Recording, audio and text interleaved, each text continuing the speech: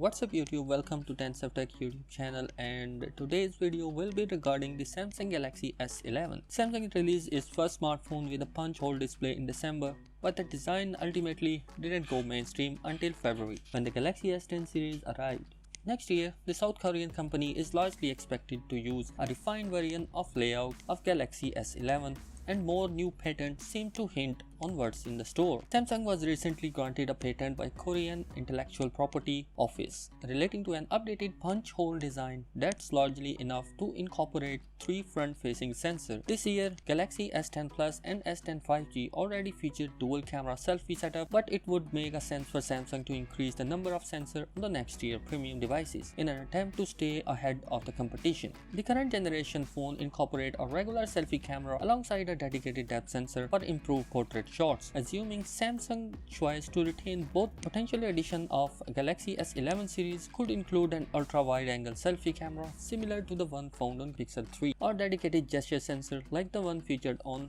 Mate 30 Pro. Alternatively, Samsung could ditch the dedicated depth sensor used on most expensive Galaxy S10 model. Many have questioned its usefulness in favor of 2 new sensors that work together to achieve some sort of 3D facial recognition system capable of competing with the Apple Face ID, Huawei's 3D Face Unlock, and Google's Pixel 4 implementation. The patent also envisions a front panel that pairs the punch hole with impressively thin bezels. This is something that has been expected from Galaxy S11 for a long time, because unlike Apple, Samsung makes improvement to its design every year, even if changes are only minimal. In particular case, the punch hole described is situated on the left side of the display, which suggests that visualized smartphone features on LCD display. However, that doesn't mean Samsung won't be able to use the new triple camera layout on Galaxy S11 series when it launched in early 2020. On related note, the potential presence of triple camera setup on the front side of Galaxy S11 Plus could mean regular Galaxy S11 will make the new switch over to the dual camera setup that may incorporate the ultra wide angle camera mentioned. As for the smaller and cheaper Galaxy S11e, this will probably stick to the single selfie sensor. Its main competitor at the launch will be iPhone 11, which also incorporates one front facing camera, but Samsung should still pull ahead of the rival by incorporating a triple setup on the rear. In terms of release date, Samsung Galaxy S11 series will be reportedly announced as standalone unpacked event